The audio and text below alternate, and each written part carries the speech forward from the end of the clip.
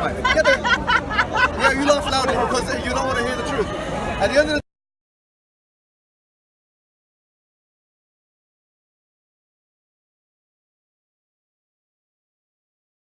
I've looked at, can you please point to me where it is? Betty, you're not allowed to speak in the church. We allow you to speak here. It's not nice. Let me finish.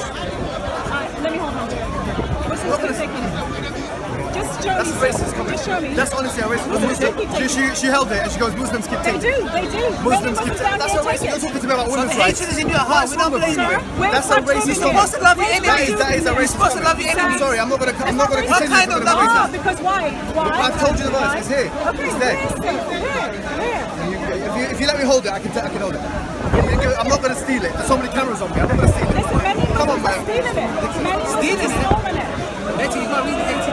Love your enemies. Love the love your enemies. Why do you What kind of love is that? Quran? What kind of love is that? You expose You steal my book. when you love people. Why would we steal a Quran when we can get it for free? Many love people. Why would we steal a Quran when we can get it for free? Many people have stolen You're acting our like Quran. why would you steal your Quran? I'm not saying you do. You're acting like it's a diamond. Like, it's better than a diamond, alhamdulillah. It's better than a diamond, but you get my point.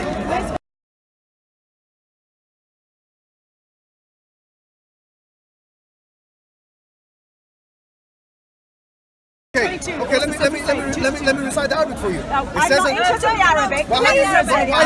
And this is Speak in English. Is Allah for English people? Is Islam for English people? What language is in the Bible in? Is it in English? Betty, Is it in English? Yes, it's in many languages. Betty, he's in evidence that the Quran.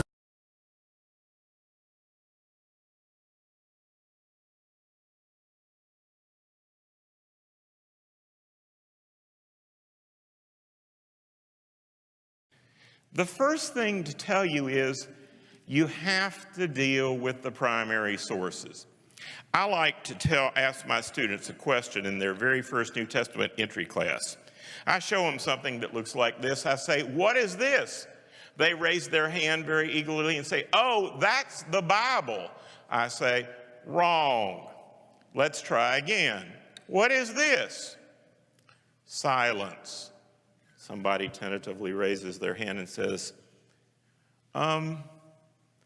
well, it looks like it's an English translation of the Bible. I said, right. And guess what? Every translation is already an interpretation.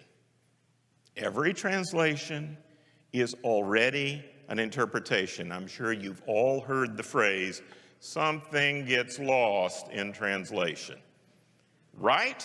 Well, that's all the more true when you're dealing with an ancient language, like Koine Greek. And it is crucial to understand the context in which Jesus operated. You cannot understand the Bible just by reading an English translation of it very well. And especially if you're trying to do the Sherlock Holmes thing and get back to the real nub of who the historical Jesus was. You just can't get there from here with nothing but an English Bible in your hand. You need to know context as well as text. Chapter 4, verse 31 and 32. What does it say? It says in Hebrew. Let me just tell you what it says in that verse. In that verse,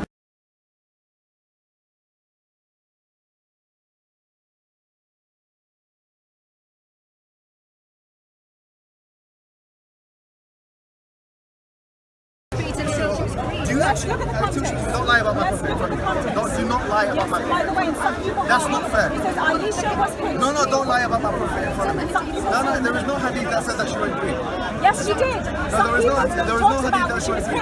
And it went green. Yes, it does. Yes, it does. I can show you next week. In front of me, don't make false references. Go and look it up, sir. Listen, it says that she was hurt. there is only the hadith you'll find of the prophet saying he never hit anybody. The hadith for Anas ibn Malik. You know what? On the issue of women, Sammy says, well, the beating isn't supposed to cause a woman pain. It's not supposed to leave any bruises, not supposed to hurt them. And here, I'm not sure what Sammy, you do have Muslim commentators who say things like that. So this verse uses the form, وَضْرِبْ. That form means to limit and not exceed the bounds of normality. That's why Ibn Abbas, he said, like to tap like this. It was controlling a social phenomenon. But if we look to the Muslim sources, we see something very different. Sahih Muslim, number 2127, Aisha sneaks out of the house to see what Muhammad's doing. Muhammad comes home, finds her out of breath, asks her what she's done, and then what happened? He struck me on the chest, which caused me pain. Wait a minute, this is Aisha saying what Muhammad did. He struck me on the chest, which caused me pain. I thought Sammy said it's not supposed to cause pain. So was Muhammad violating his own commands in Surah 434?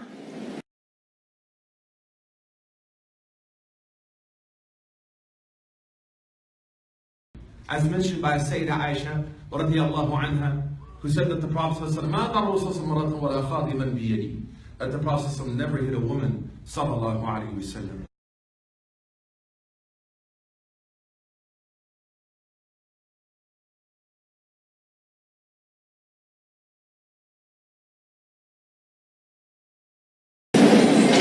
And as for the point about the Prophet Muhammad, he struck Aisha. I know that hadith he's talking about, but that's actually a wrong translation. If you read the Arabic, it doesn't say he struck her. It's actually he rubbed her chest. And he did that to another man in a similar incident. He wasn't striking her or hitting her. And that's the Arabic as well. Yes, there was some pain, but that wasn't the intention to cause pain. And again, the Prophet did it to another man, the same exact act. It's not an act of hitting someone or violence. And again, the Arabic doesn't say struck.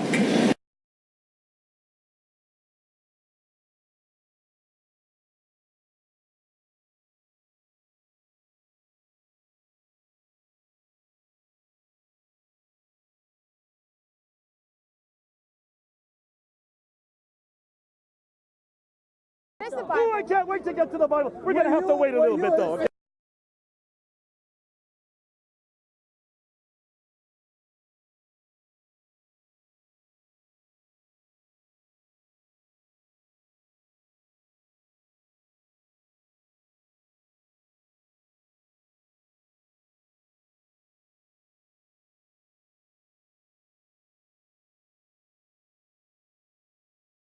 Exodus 21:20-21 gives instruction on how to beat your slaves.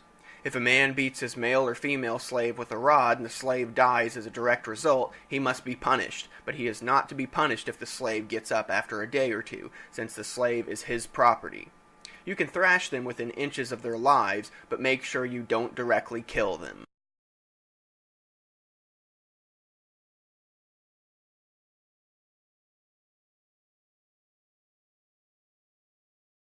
Look at that! Look at that! That's not a religion I want! Do you know what? I'm going to tell you what. Not a religion I want, sir.